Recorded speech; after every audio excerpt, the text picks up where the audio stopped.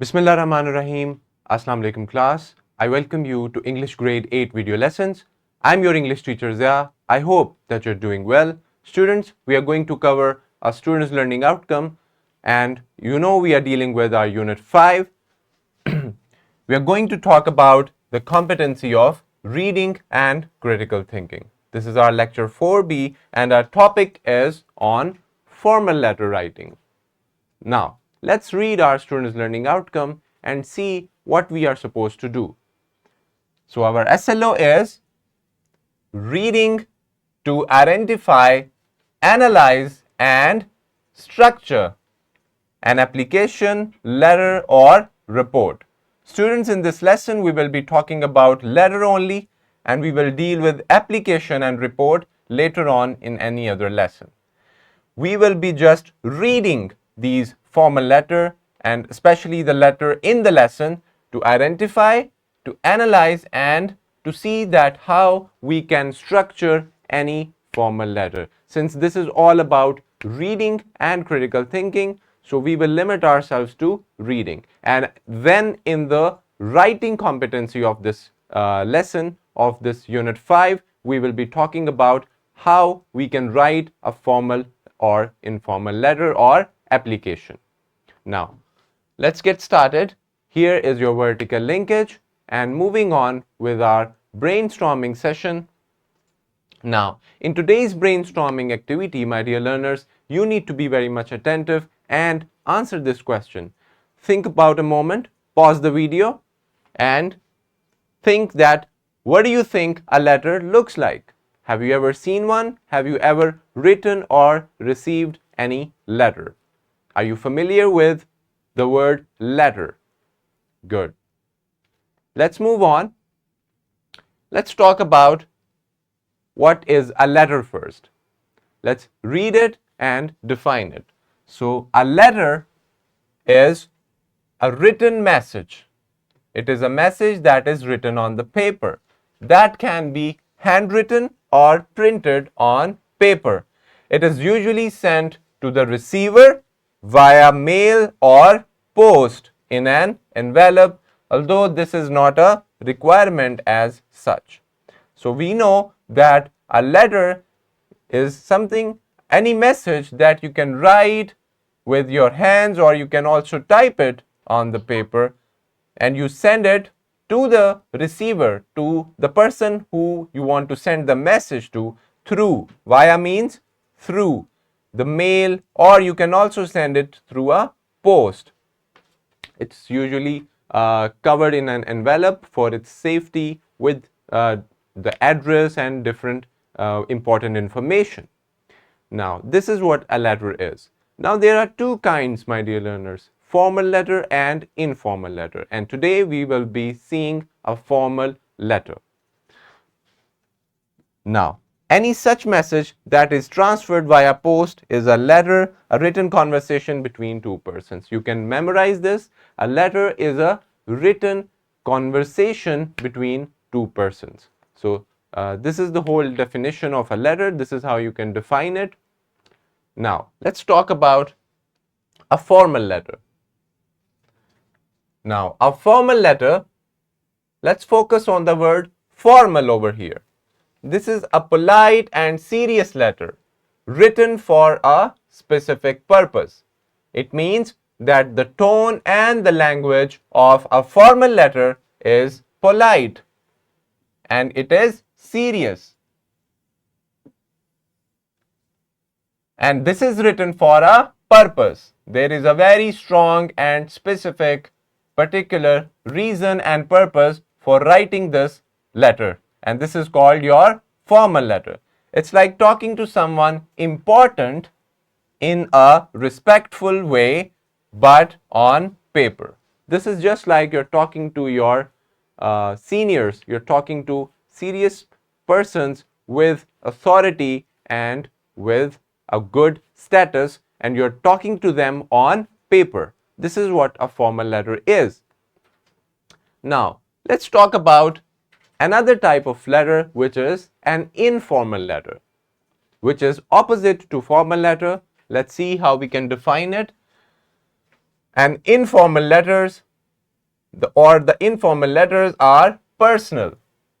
Letters that are written to let your friends or family know about what is going on in your life and to convey your regards. It means that informal letters can be written to your friends and to your family. Formal letters are not written for friends and family. These letters are personal. It means you can use your personal language the way you talk.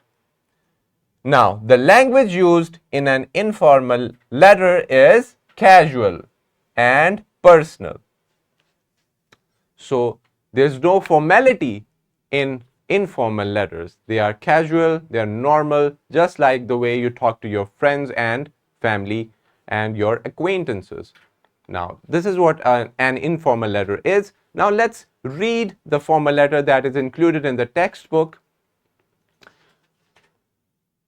Now, let's read it and see how the formal letter is structured in your lesson. So, let's do a pre-reading first before diving into the lesson. Addiction is when you cannot stop doing something even if it's bad for you.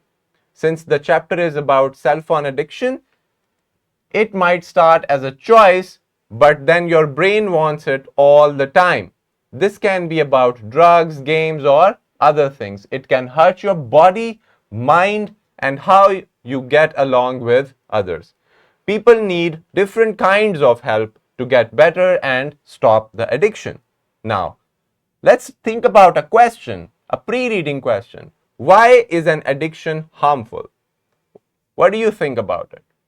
This is harmful because there is no distinction between a good or bad thing. That's why addictions harm our body and our mind. Now, this is a letter to the editor. Let's see. Here is the address of the editor. We are writing to the Dawn newspaper, and this is based in Multan, Pakistan. Now, after writing this address, before that, which is not included over here, you have to write your address, and then after the date, you will write about the receiver's address. Then you will begin your letter, respected sir. Through this newspaper, I would like to draw attention to the widespread use of cell phones. With rapid advancement in technology, the development of gadgets has been immense and smartphones are among them. The use of the internet through mobile phones is very common nowadays. Everyone is using them. Now, what do you understand by this? It means that we are writing a letter to the editor of a newspaper, letting him know about the alarming situation and the attention that is needed to be drawn upon the use of cell phones, which is an addiction. Now the letter begins. Now this part, if you come back over here, this tells you about the whole agenda of writing the letter. Now, frequently for various purposes such as business, shopping, and accessing information. While phones undoubtedly save time and energy, they also waste our time in many ways. Mobile phones make our lives easier, but they also keep us engaged all the time. Mobile addiction not only affects our physical health, but also our psychological health and academic performance. Often, this addiction makes us unable to perform our daily activities.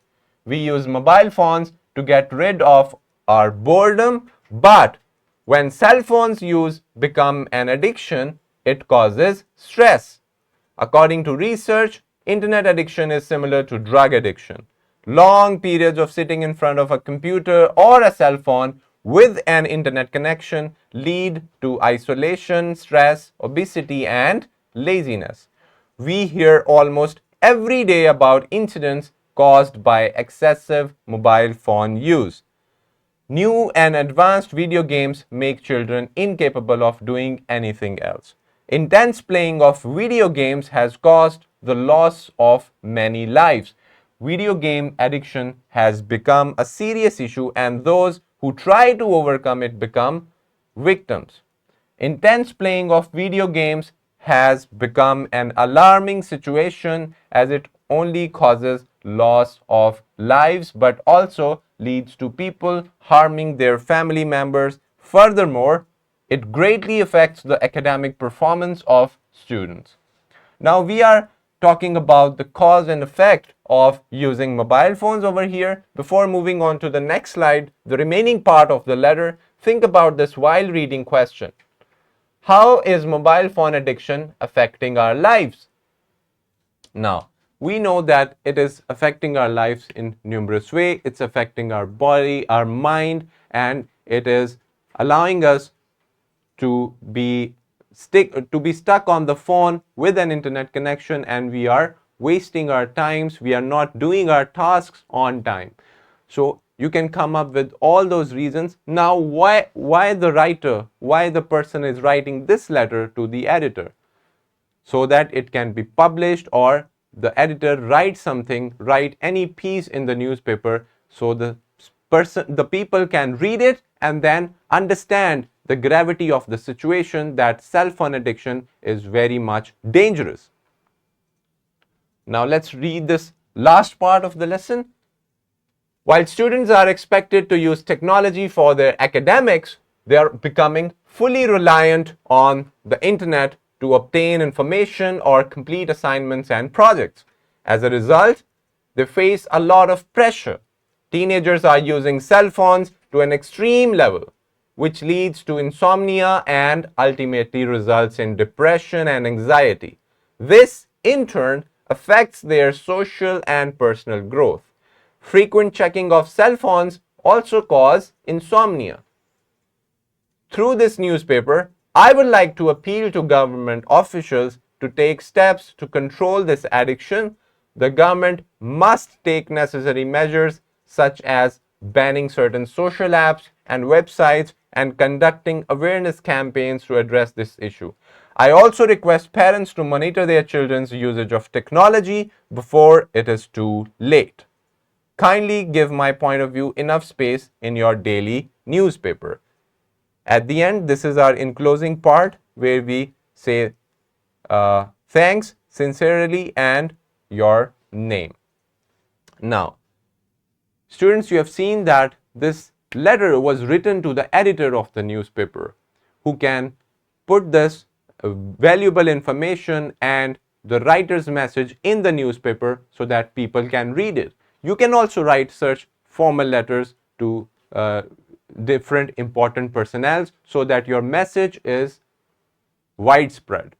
Now, you can see that at the beginning, we wrote our address, our sender's address with date, this salutation, respected sir, followed by a comma. Then we began our letter, and we moved on, and we talked about the whole cause and effect relationship of using the cell phones and how it is an addiction affecting our lives.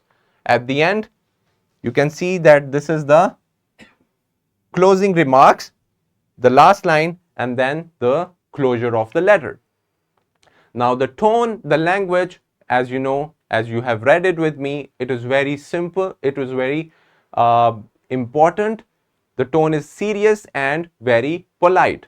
It is delivered in a very respectful way. So this is how we will structure and analyze all the different formal letters. Now for the classroom activity, we are going to talk about these follow-up comprehension questions that you can find in your book attached with the main lesson right after it.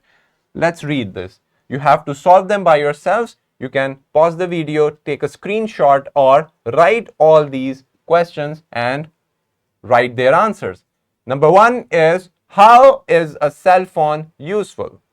Now we know, let's solve the first question together. We know that it is very useful for accessing information, for academics, for learning, for contacting people who are far away, and so many more benefits are there of using cell phones, right? So you can read the letter again and then answer these comprehension questions. This will be your classroom activity. You can submit the answers to your instructor for a good response and a feedback. Now, here is a simulation video for you. This talks about different kinds of letters and also how do you construct a formal letter.